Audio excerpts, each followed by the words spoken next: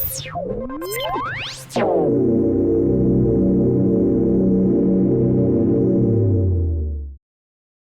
is your weekly report on corruption in the Philippine government.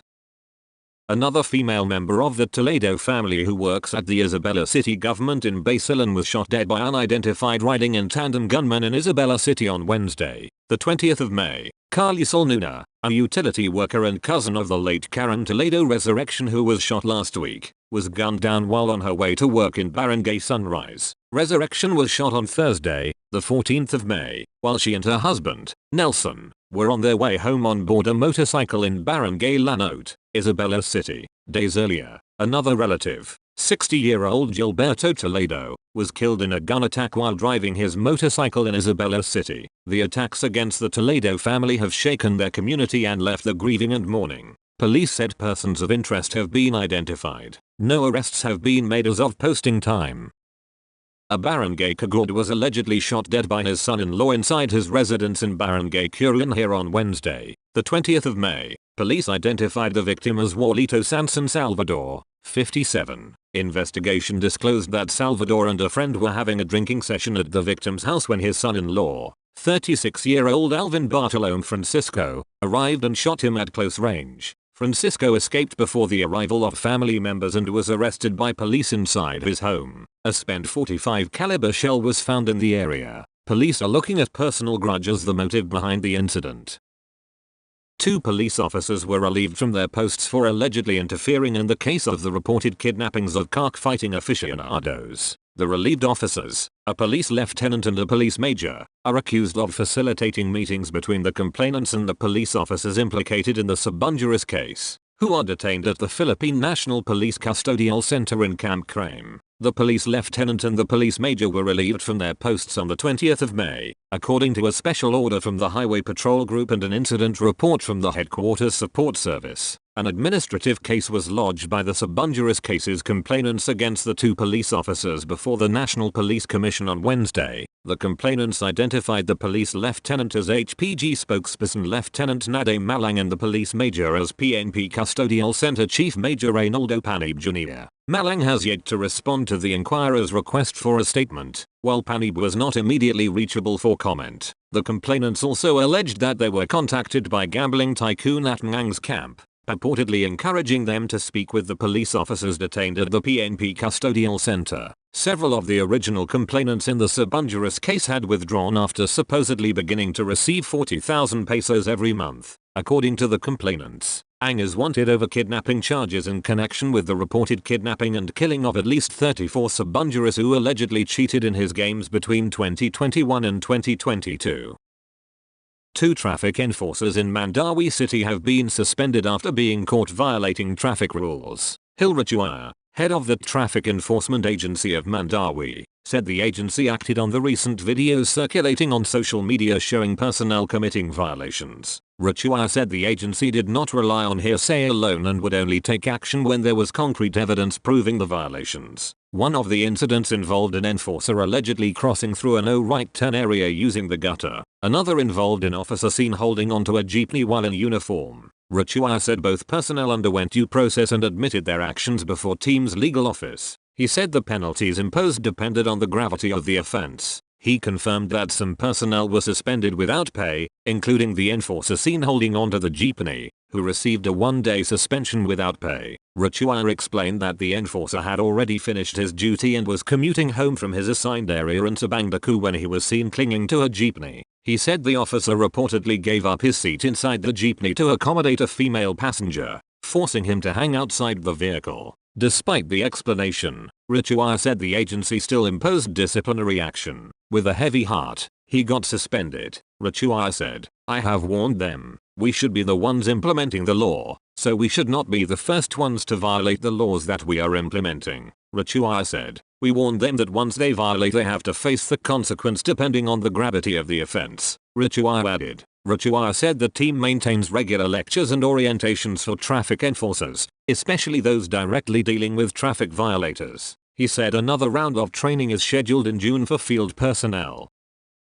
Incumbent Biliran 2nd District Board member Lorenzo Alcala Reveldez Jr. has been convicted by a court in Naval, Biliran, for malversation of public property stemming from official acts during his term as mayor of Quibdó Town. In a decision dated the 19th of May, 2026, the Regional Trial Court Branch 37 found Reveldez guilty of violating Article 217 of the Revised Penal Code, as amended by Republic Act No. 109/51. Court records showed that Reveldez unlawfully appropriated government-owned property in 2020 while serving as mayor of Quibdó. The properties involved included a sound system and accessories valued at 922,500 pesos. The court ruled that prosecutors established his guilt beyond a reasonable doubt. Reveldez was sentenced to an indeterminate prison term of 2 years, 4 months, and 1 day of prison correctional as minimum, to 7 years and 4 months of prison mayor as maximum. The court also ordered him to pay a fine amounting to 922,500 pesos, equivalent to the value of the missing public property.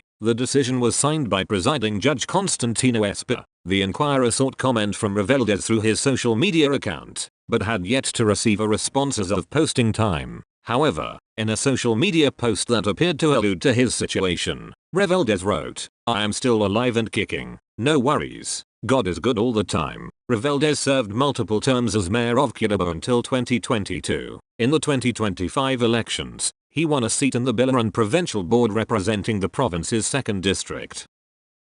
A patrolman was arrested for allegedly drawing his gun at a vendor and a parking attendant in Manila, the police said on Thursday. In a statement, the MPD said it had arrested the suspect after both victims reported the incident to the police after it had taken place in front of a bar at the corner of Morat and Loyola Streets in Sampaloc last Tuesday. The suspect, allegedly without provocation, drew a firearm and pointed it at the first victim, a local vendor, the city police explained. Shortly thereafter, the suspect confronted a second victim, a parking attendant, regarding a missing motorcycle helmet that had allegedly been left in the area the previous night. It added, when alias Ali, the parking attendant, stated that he had no knowledge of its whereabouts, the suspect allegedly followed him, drew his firearm and threatened him at gunpoint, causing alias Ali to flee the scene, the MPD further explained. It noted that the suspect was also arrested last Tuesday but did not say where. The MPD also said the suspect was assigned to the Southern Police District, but it did not further identify him nor the victims. However, the police did detail that authorities recovered a 9mm pistol with 13 rounds of ammunition from the suspect.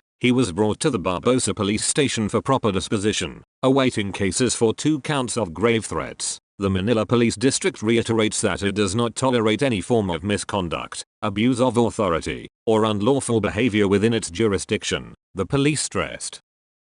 The Cybercrime Investigation and Coordinating Center on Friday filed criminal and administrative complaints before the National Bureau of Investigation against Vice Mayor Gerald Harold Respicio, of Reyna Mercedes Town in Isabela, over his alleged seditious statements posted on social media. CICC Executive Director Undersecretary Aboy Paraiso, along with Presidential Communications Office USEC, Precious Hipólito Costello, led the submission of the agency's complaint affidavit before the NBI in a press conference at the NBI headquarters. Paraiso said the complaints being considered against Respicio include inciting sedition, inciting rebellion, and unlawful means of publication. The CICC official noted that the complaints have nothing to do with freedom of speech but concern creating a threshold when the statements are already seditious. Meanwhile, NBI Director Malvin Matabag mentioned a sample of Paraiso's post, where the vice mayor stated that revolution is the answer if the constitution is not in effect. Matabag said the NBI will issue a subpoena for Respicio to get his side on the complaints amid the conduct of a case build-up and would eventually recommend the case to the Department of Justice. All our rights come with corresponding responsibilities, Matabag said. Respicio won the vice mayoral race in Reyna Mercedes in the 2025 midterm elections. His proclamation was initially suspended on the 13th of May, 2025 by the Commission on Elections due to a pending disqualification case filed by the Commission itself over videos he allegedly posted on Facebook claiming he could manipulate the results of the upcoming elections through a supposed backroom program capable of altering vote counts. Meanwhile, the suspension was lifted in the 20th of June 25 after the COMELEC clarified that there were no discrepancies or mismatches in election results found. Former Caloocan City Mayor Reynaldo Malonzo on Thursday, the 21st of May, filed corruption charges before the Office of the Ombudsman against Calacan 3rd District Rep Dina Siscio, a Department of Public Works and Highways district engineer, and 6 private contractors over alleged ghost and anomalous infrastructure projects worth 79.2 million pesos. In a statement, Malonzo said documents and site inspections uncovered an alleged pattern of corruption involving road, drainage, flood control, and building projects across the district that supposedly received full government funding despite allegedly lacking physical or standard compliance on the ground. He said the respondents were charged with violation of the Anti-Graft and Corrupt Practices Act, RA 3019, malversation of public funds, and falsification of public documents over alleged fabricated accomplishments, manipulated photos, and gross overpricing. Malonzo alleged that the questioned projects involved supposed irregularities in road, drainage,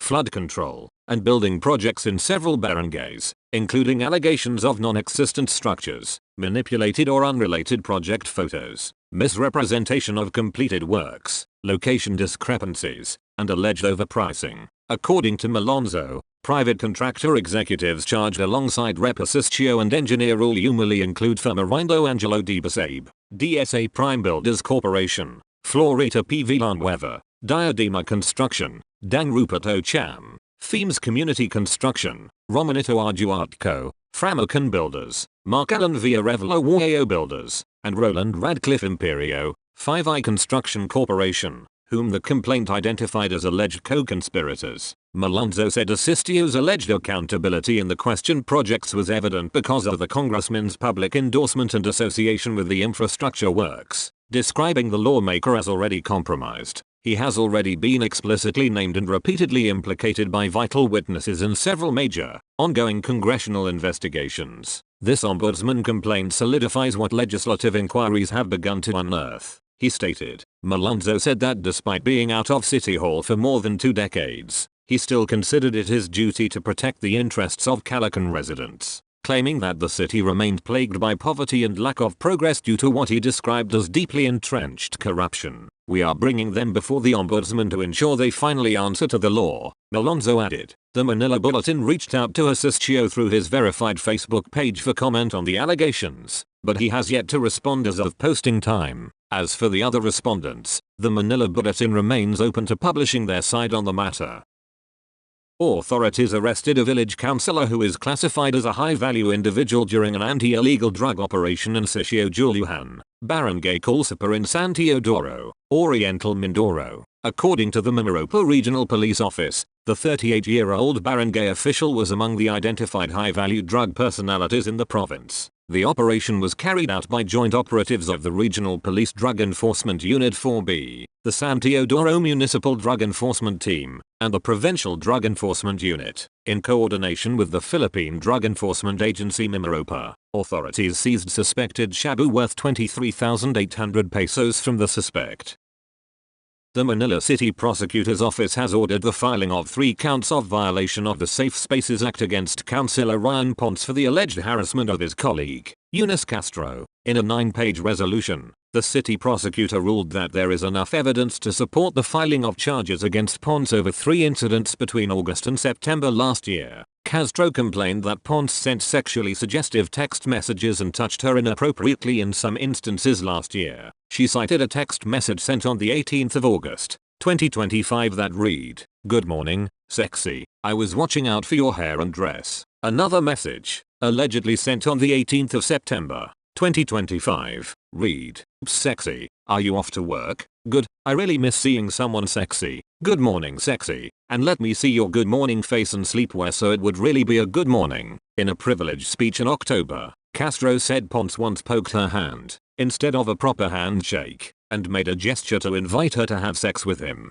It should be noted that the respondent, a married man, directed said messages containing sexual undertones toward the complainant, a single woman. These messages were of a sexual nature and unwelcome. The resolution read in part, the city prosecutor noted that Castro suffered humiliation and distress because of Ponce's actions. Castro welcomed the decision, saying she was emotional when she received it. "Thank you so much to those who believed. This is not just my fight, this is also the fight of all women," Castro said in Filipino. Ponce said he respects the prosecutor's decision and refused to comment further. He thanked the office for dismissing the acts of lasciviousness charge, which the prosecutor found to lack evidence. The Manila City Council imposed a 60-day suspension on Ponce for the allegations raised by Castro against him on the 16th of October.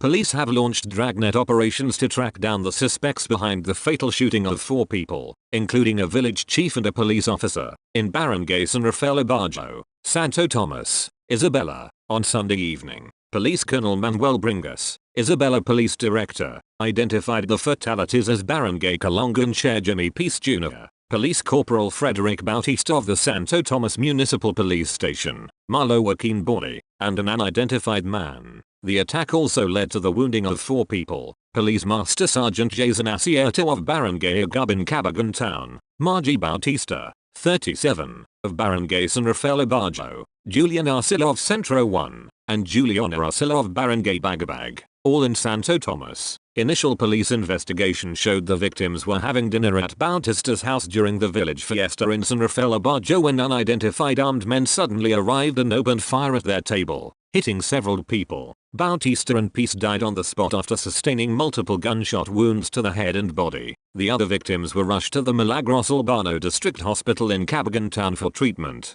but 2 were later declared dead. Bringas said police immediately set up checkpoints to arrest the suspects. A flash alarm was also sent to nearby police stations to implement high-risk checkpoints. While forensic personnel processed the crime scene, authorities have yet to determine the motive behind the attack and the identities of the gunmen.